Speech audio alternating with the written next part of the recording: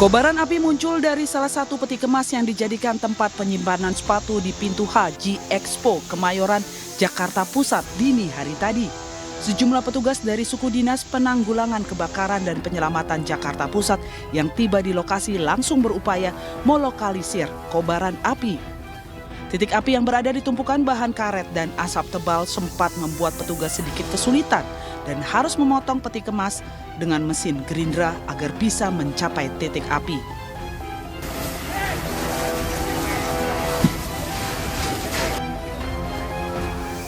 Sejumlah petugas keamanan dan karyawan berupaya menyelamatkan barang-barang agar tidak ikut terbakar.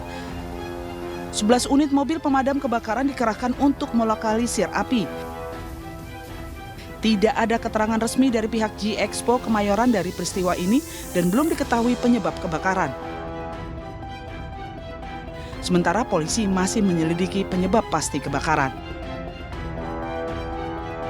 Dari Jakarta Selatan, Helmi Sajangbati, iNews melaporkan. Pemirsa, aksi perundungan atau bullying terhadap seorang siswi sekolah menengah pertama di Medan, Sumatera Utara viral di media sosial. Korban mendapat penganiayaan seorang siswi lainnya yang disebut merupakan teman sekelasnya.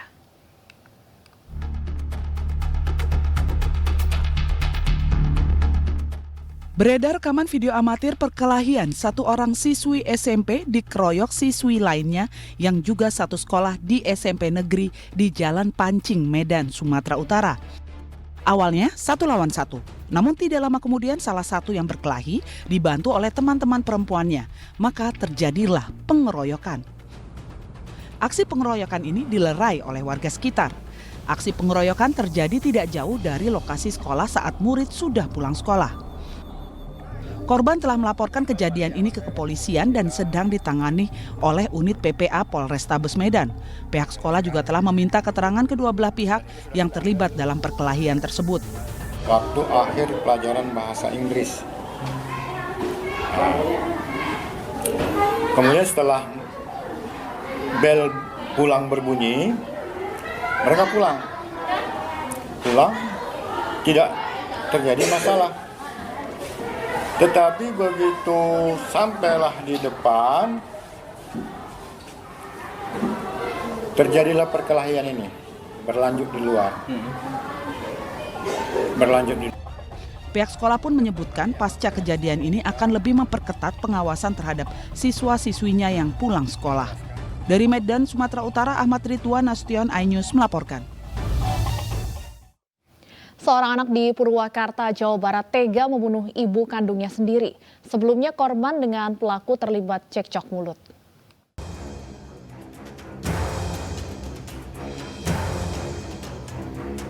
Warga Desa Gunung Hejo, Kecamatan Darengdan, Purwakarta, Jawa Barat digemparkan dengan peristiwa pembunuhan seorang ibu yang dilakukan oleh anaknya sendiri. Warga ramai menyaksikan lingkungan rumah korban yang ramai didatangi polisi untuk melakukan identifikasi. Peristiwa pembunuhan anak terhadap ibu kandungnya ini terjadi pada Selasa sore. Korban langsung dievakuasi ke Rumah Sakit Umum Daerah Bayu Asih, Purwakarta, Jawa Barat. Kepala Desa Gunung Hijau menyampaikan bahwa telah terjadi pembunuhan. Seorang anak membunuh ibu kandung sendiri. Saya kira itu. Motifnya apa, Dan? Kalau motifnya sampai saat ini masih didalamin oleh petugas dari kepolisian. Lain-lain saya kira bisa menyusul. Dari lokasi polisi mengamankan sejumlah barang bukti golok dan sebuah jaket. Pelaku telah diamankan ke Polres Purwakarta untuk jalani pemeriksaan. Dari Purwakarta, Jawa Barat, Irwan Saputra, iNews melaporkan. Aksi brutal dilakukan seorang suami kepada mantan istrinya. Pria itu terekam video amatir warga tengah membacok wajah istrinya berkali-kali.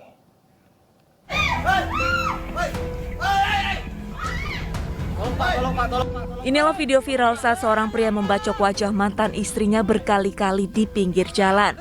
Terdengar teriakan korban, namun warga tidak berani mendekat untuk memberikan pertolongan. Setelah warga mulai ramai berdatangan, pria itu pun langsung melarikan diri. Tak butuh waktu lama, polisi pun menangkap pelaku di perkebunan di Tanjung Morawa. Berdasarkan pengakuannya, pelaku tega beraksi sadis lantaran sakit hati dan cemburu kepada mantan istrinya. Untuk pelaku atas nama S, usia 50 tahun, pekerjaannya penjaga sekolah. Terhadap pelaku ini ya kita kenakan pasal percobaan pembunuhan dan atau penganiayaan berat yang direncanakan terlebih dahulu. Akibat perbuatannya, korban berinisial DD menderita luka parah. Sementara pelaku kini terancam hukuman 15 tahun penjara. Dari Deli Serdang, Sumatera Utara, Amiruddin, iNews melaporkan. Untuk mengetahui lebih dalam terkait kasus ini, kami sudah terhubung dengan Kasat Reskrim Polresta Deli Serdang, Kompol IKADEK Cahyadi. Selamat siang, Pak Kadek. Selamat siang, Mbak Deta dan Mas Sultan.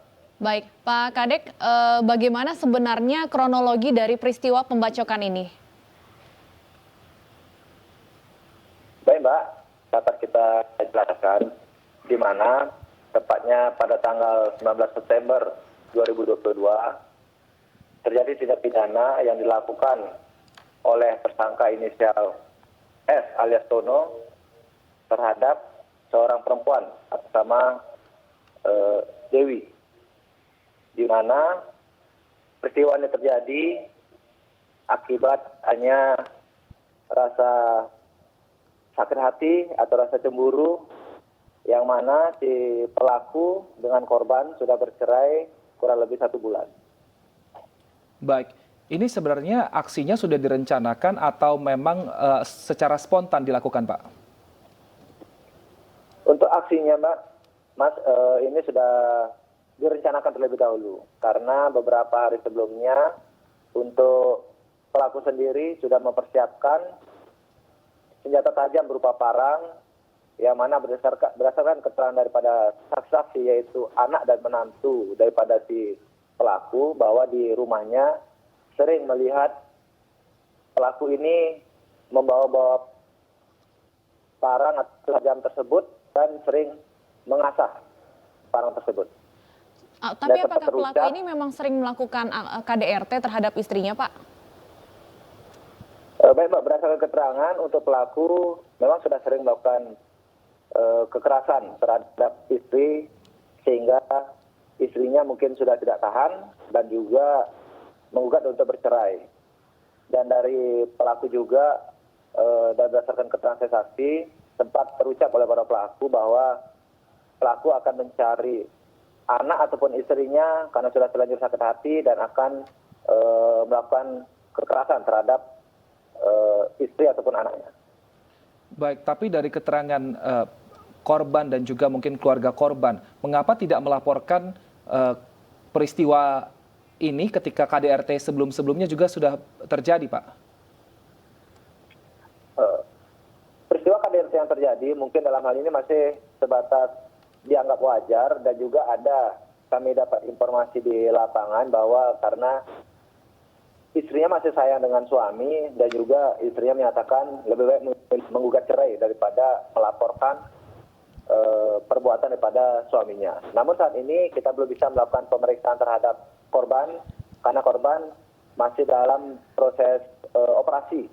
Kita masih menunggu korban pulih dan bisa diminta keterangan nantinya, baru kita bisa lebih memperdalam hasil pemeriksaan kami, Mas. Ya, Pak Kadek, kami dapat informasi pelaku saat ini sudah ditetapkan sebagai tersangka. Apakah sempat ada upaya untuk melarikan diri, Pak, setelah melakukan aksi pembacokan? Baik, Mbak, untuk pelaku setelah melakukan pembacokan, sebagaimana video yang sudah viral tersebut, pelaku sempat melarikan diri. Namun dari tim kita langsung terjun ke lapangan, menyisir perkebunan-perkebunan yang kami duga tempat pelarian mereka. Ya, alhamdulillah dalam waktu kurang dari 24 jam kita berhasil menemukan pelaku tersebut lengkap dengan barang bukti berupa sajam yang dibuang ke salah satu perkebunan. Hukuman kepada pelaku apa, Pak? Terhadap pelaku kita persangkakan pasal 340 junto pasal 53 atau pasal 355 ayat 1 subsidi pasal 353 ayat 2, di mana kita mempersangkakan pasal percobaan pembunuhan atau penganiayaan berat yang direncanakan dengan ancaman hukuman 14 tahun atau 12 tahun penjara. Baik, terima kasih Kompol Kadek Cahyadi, Kasat Reskrim Polresta Deli Serdang sudah bergabung bersama kami di AI News Siang.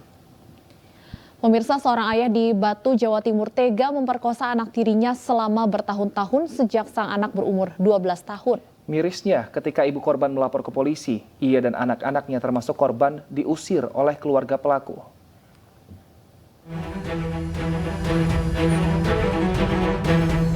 Inilah pelaku berinisial WD berusia 42 tahun warga Beji, Kota Batu yang tega memperkosa anak tirinya selama 4 tahun. Pemerkosaan terjadi sejak korban berusia 12 tahun hingga saat ini korban berusia 16 tahun. Aksi bejat pelaku terungkap setelah korban yang kembali diperkosa pelaku pada bulan Juli lalu buka suara. Korban akhirnya berani menceritakan pemerkosaan yang ia alami pada sang ibu. Tak terima atas nasib pilu putrinya, sang ibu pun melaporkan suaminya ke Polres Batu. Yang pertama tersangka adalah ayah tiri dari korban. Kemudian selama ini tinggal satu rumah dengan korban. Kemudian yang kedua, tersangka ingin melampiaskan nafsu birahinya terhadap korban dengan rayuan. Usai melaporkan pelaku ke polisi, korban beserta ibu dan 4 orang adiknya diusir dari rumah oleh sang mertua. Ibu beserta kelima anaknya pun kini terpaksa tinggal di sebuah kamar kos dan menggantungkan hidup dari bantuan warga. Korban beserta ibu dan saudara-saudaranya dalam pemantauan Dinas Sosial Kota Batu. Dari Malang, Jawa Timur, Denny Irwansyah, AI News melaporkan. Seorang remaja perempuan berusia 15 tahun menjadi korban eksploitasi seksual oleh seorang perempuan di sebuah apartemen daerah Jakarta Barat. Korban dijadikan pekerja seks komersial yang ditargetkan mendapat penghasilan 1 juta rupiah per harinya.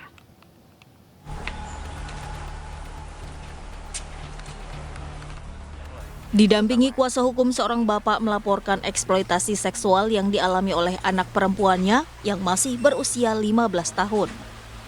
Sang anak mengaku dipaksa menjadi pekerja seks komersial yang melayani pria hidung belang di apartemen wilayah Jakarta Barat. Peristiwa itu terjadi selama 1,5 tahun dan baru diketahui keluarga pada Juni lalu. Menurut kuasa hukumnya, korban diajak pelaku ke sebuah apartemen untuk tinggal bersama.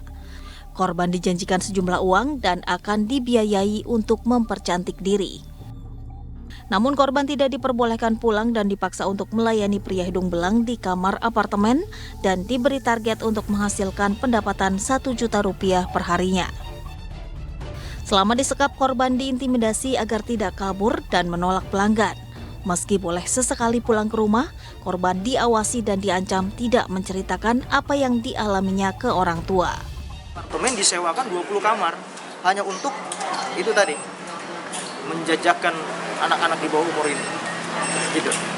Kalau tidak menghasilkan uang 1 juta per hari, dia diminta untuk bayar utang, gitu kan. Tidak bisa menghasilkan uang 1 juta per hari dengan dia, katakanlah tanda kutip tadi, menjajakan diri, gitu kan. Maka dia diminta untuk membayar utang 35 juta ya Pak ya. Loh, dari mana utang itu? Jadi eksploitasinya itu dalam bentuk penekanan tadi. Oke. Sesuai dengan hukum aja berlaku ini lah, sesuai dengan hak anak juga kan ini.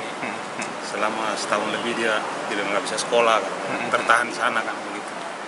Selama proses 1,5 tahun di apartemen ini, keluarga sendiri sempat curiga nggak sih Pak sebenarnya jangan-jangan anak saya? Iya, sudah, tapi dia hanya bilang saya kerja benar begitu, baru langsung pergi lagi. Sementara itu, Polda Metro Jaya telah memeriksa 7 saksi yang mengarah pada 1 tersangka yang akan diumumkan dalam waktu dekat. Kasus ini juga sudah di tahap penyidikan.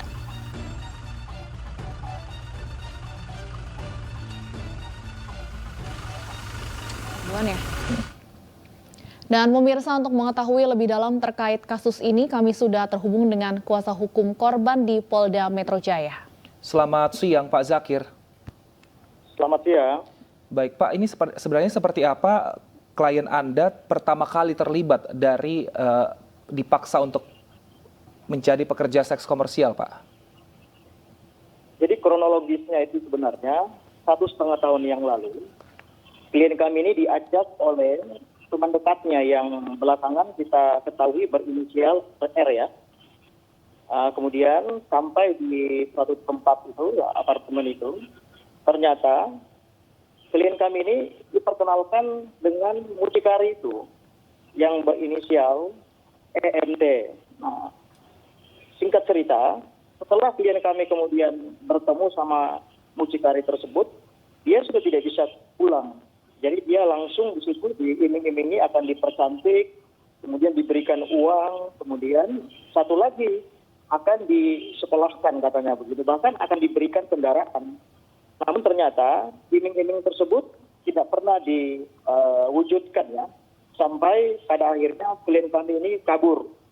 Nah, pertanyaan yang kemudian muncul, dalam bentuk apa eksploitasi terhadap anak di bawah umur ini? Yaitu dia dijajakan ke pelanggan gitu. Jadi dia harus menyetor uang kurang lebih sekitar 1 juta per hari kepada mucikarinya. Dengan catatan bahwa apabila dia tidak menghasilkan uang, maka kamar yang disewakan tersebut dan uang makan mereka itu menjadi hutang. Nah, akhirnya klien kami dalam posisi terjepit, mau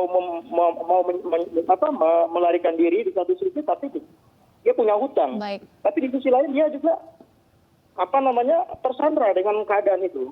Nah, itulah kemudian dia akhirnya memutuskan untuk kabur dan melaporkan kekayaan ini ke Polda Metro. Demikian. Pak Zakir, artinya klien Anda ini bukan satu-satunya korban yang dipaksa menjadi PSK?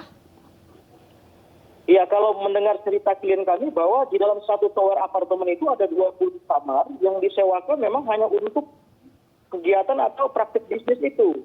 Yang mana menurut klien kami, satu kamar itu ada kurang lebih sekitar 3 sampai 4 orang anak di bawah umur yang memang dititipkan oleh mucikari ini untuk bekerja. Nah, ini yang kemudian mau kita minta kepada jajaran kepolisian untuk mendalami apakah memang korbannya hanya klien kami atau memang anak-anak yang di dalam kamar itu juga bagian dari korban perdagangan orang. Nah, itu yang saya maksud. Baik, status untuk pelaku saat ini sudah seperti apa dan proses hukumnya sejauh apa, Pak? Sejauh ini yang kami dapatkan informasi dari Polda Metro Jaya bahwa ada 2 tersangka yang sudah ditetapkan dan sudah dilakukan penahanan terhadap 2 tersangka tersebut. Dan tentu keputusan penetapan tersangka ini dan penangkapan ini kami sangat apresiasi ya, mewakili keluarga korban. Karena memang dengan adanya penetapan tersangka ini, tentu perkara yang kita laporkan ini telah mendapatkan kepastian hukum. Dan kami berharap kiranya agar tidak berhenti di 2 tersangka saja. Tapi kalau memang ada pihak-pihak lain yang dianggap mengetahui dan terlibat dalam bisnis atau jaringan prostitusi ini, maka kiranya juga bisa segera dilakukan proses hukum terhadap mereka. Siapa Demikian, saja Pak 2 tersangka yang sudah ditetapkan ini?